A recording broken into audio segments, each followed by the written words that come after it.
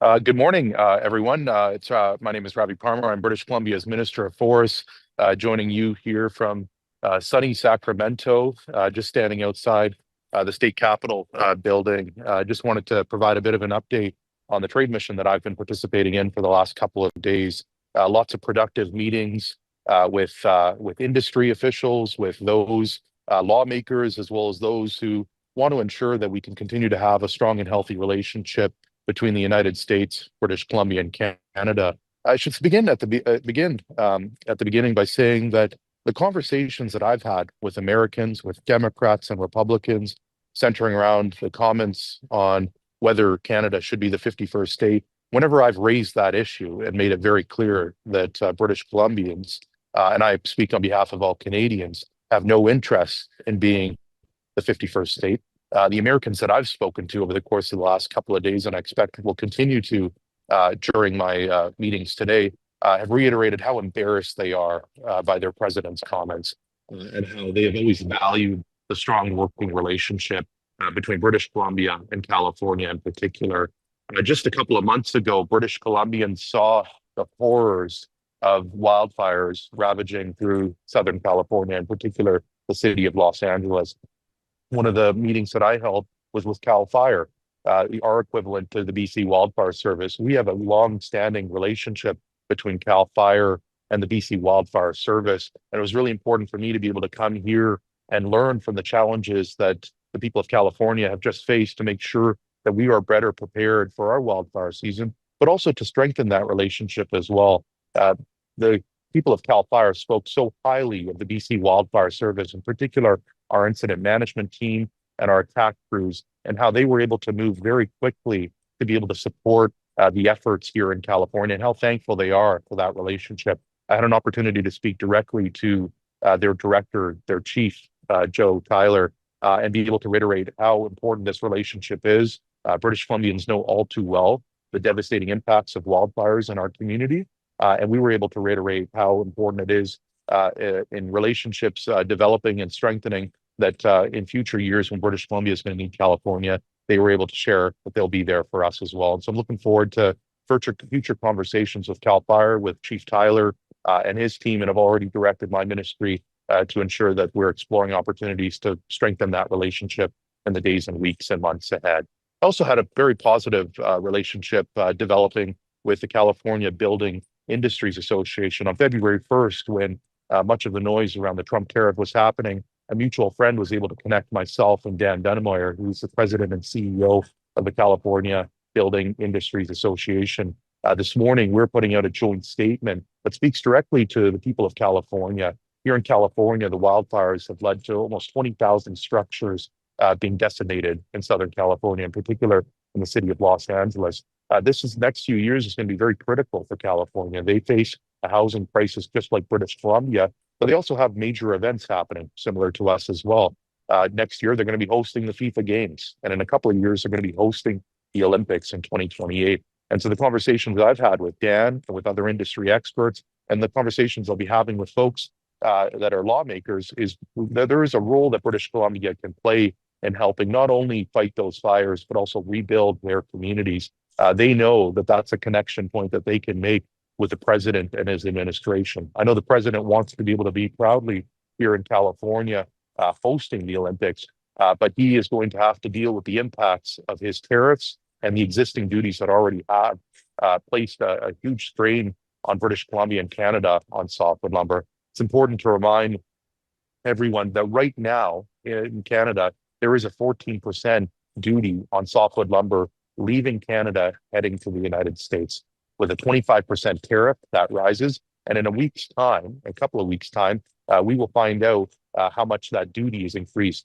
We are predicting with a Trump tariff and increased duties, we could be dealing with a 50 to 55% tariff and duty on softwood lumber, leaving British Columbia, leaving Canada, and coming down here. Last year, we provided 4 billion board feet to not only California, but the entire United States. And so why I'm here in California is to make the case that when they are looking at their rebuild, that we can play a role in that we can play a role in other states as well. I'm looking forward to future conversations with my counterparts in the state of North Carolina and Florida as well, Republican-held states, because they're facing very similar challenges, not in the context of wildfires, but also hurricanes as well. It's been very productive. I'm looking forward to meeting with a state senator later this morning. I held a meeting with the California Chamber of Commerce, the largest state chamber of commerce in the entire country. I've had really productive meetings with lawmakers, but also with industry and government relations experts as well. That's one of the productive parts of these conversations. As a former political staffer myself,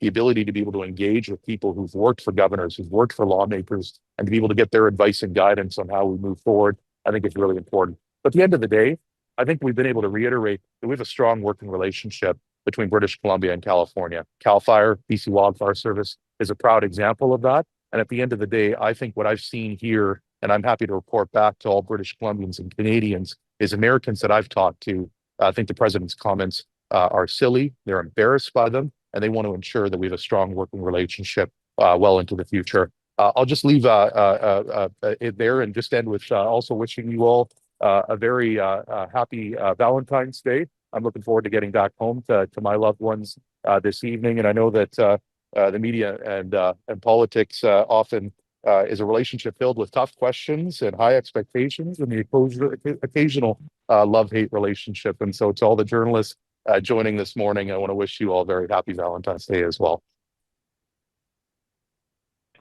Thank you, Minister. A reminder to reporters on the line, please press *1 to enter the queue.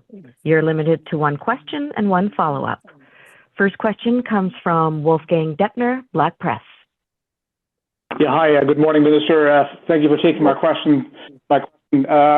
Question regarding the response that you're getting from Californian lawmakers and business leaders.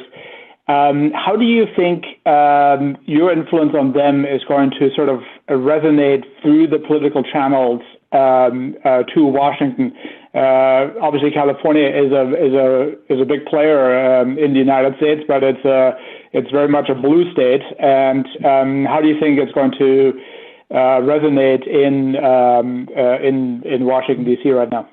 Yeah, thanks for the question, Wolf. Good to hear your voice. I think it's important for me to reiterate that I've been engaging with Democrats and Republicans on this trip. Those that are state assembly, state senator that's a Democrat, but also a lot of Republican staffers as well. There's a lot of other meetings that we weren't able to land that I'm looking forward to engaging with virtually as well. But at the end of the day, I think what's unique here in California, whether it's a blue or red state, is they are about to go through a major rebuild. This is, after all, the largest state in the United States. And for their rebuild, in addition to the FIFA Games next year, as well as hosting the Olympics in 2028, the people down here are nervous. I'm going to be engaging with the insurance industry as well, and they have already started throwing out pretty significant figures that the cost of a rebuild could potentially go up 20 to 30 to potentially even 40% because of these prompt tariffs, in addition to the duties as well. And so I think that message has resonated with lawmakers, with industry officials. It's why I've been able to develop a very strong working relationship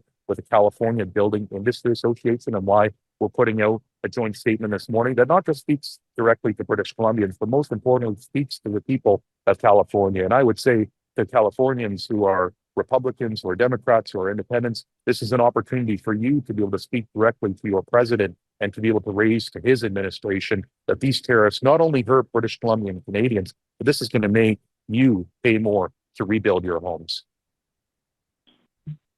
Do you have a follow-up question, Wolf? You mentioned that you had discussions with essentially the BC Wildfire Service equivalent in California. Based on those discussions, what, if any, lessons that California has drawn from its recent wildfire situation are applicable to British Columbia? What is the one thing that you've learned about the wildfires in California that could be readily applied to any future wildfires here in British Columbia? Thank you. A number of things. Thanks, Wolf. A number of things that I take from the conversation. They've been able to connect communities. They've been able to take a lot of challenging times over the course of the last number of weeks and months with these wildfires and use it as opportunities to be able to strengthen their organization. Those are lessons that we're taking. I can't speak highly enough to how productive the working relationship is between BC Wildfire Service and CAL FIRE. putting politics and politicians aside, firefighters don't ask questions. They run into fires. And the working relationship I heard makes me very proud to be the Minister of Forest. It makes me even prouder to be the minister responsible for the BC Wildfire Service. There was a number of examples shared by Chief Tyler and his deputy chiefs that, unlike other departments that were sent from other parts of the country in Canada, but other parts of the world, BC wildfire staff came in immediately. There was already relationships developed, and they weren't going in and doing typical orientations. They were coming in and fighting fires immediately. There's a sense of pride that I think all of us should have in the hardworking men and women of the BC Wildfire Service that took time out of their busy schedules to help our neighbors down south. And one of the things that I'll be taking from this relationship is the need for us to work closer together. There are a lot of characteristics, a lot of similarities between what California has gone through and what British Columbia could be dealing with in the future. How do we deal with biomass? How do we deal with interface wildfires? And so I'm looking forward to strengthening our relationship. We already have a shared services agreement in place. I've asked my team to explore ways that between the Ministry of Forests and the equivalent here in California, I'm going to be meeting with the Deputy Secretary later this morning as well, how we can strengthen that relationship and how we can learn from them, and hopefully how they can learn from us as well. Next question comes from Penny Datlos, CTV News. Hi, Minister. Thanks very much for taking this question. Just wanting to clarify, have you been trying to get a meeting with the governor? Is that going to happen? And in terms of the people that you have already spoken with, do they recognize the impact that the tariffs are going to have on them, or is that something that you've still been trying to convey? Thanks very much, Penny. I have not reached out to the governor. I've certainly reached out to many people who work directly with the governor, as well as making sure that I'm engaging with my counterparts, in particular staff that work in Secretary Wade Crayfoot's division. That I would say is my equal counterpart when we look at two subnational governments.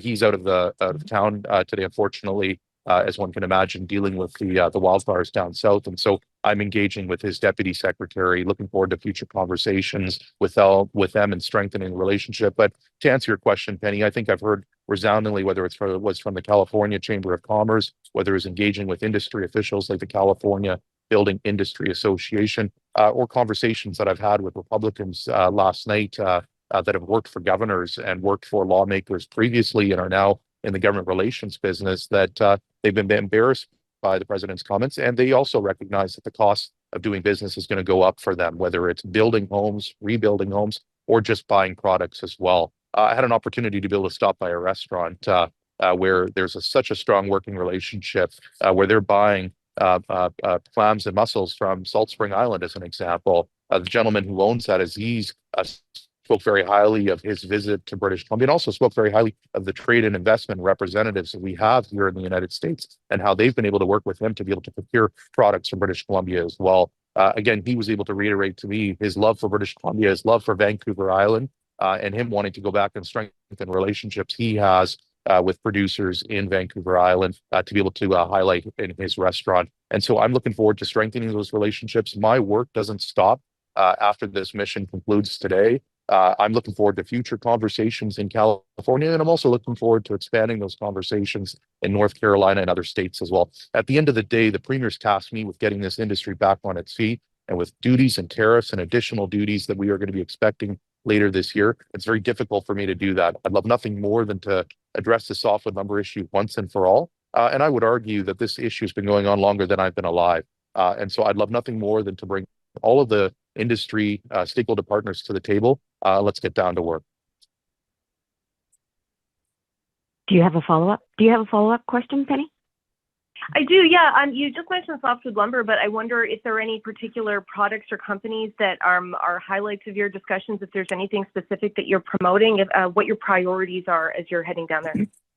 Yeah, you bet. My top priority and what's taken up 99% of my conversations has been softwood lumber. I think it's really important for me to be able to speak directly to workers and share with them that the challenges that they face in the forest sector for the last number of years, I'm working very hard to address them. And one of the challenges that I face as the minister responsible for forestry in British Columbia, and I think it's no different than ministers right across Canada, is these softwood lumber duties that currently exist, the 14% are justified, and hurt the sector and hurt Americans as well. So that's been my priority, but I'm looking forward to some other conversations in the future as well. There's been a number of other topics as it relates to other types of products. And again, I think at the end of the day, Americans don't want a trade war. They want to be able to work with our partners. And what I've heard here in California, and I think this message would resonate throughout the United States, is with our closest ally, Canada and the United States, we should be working together.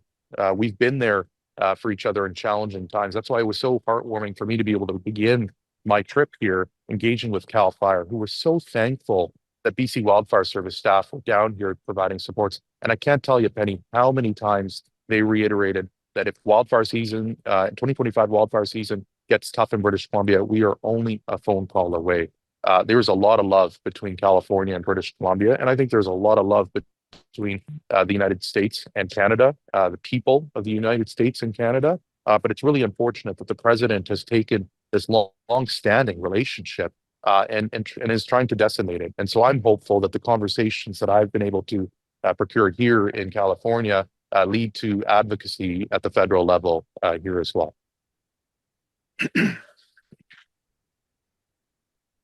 Next question comes from Marcy Nicholson, the Canadian Press.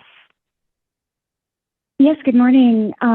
You predicted that the tariffs for softwood lumber tariffs and duties combined could be 50 to 55%.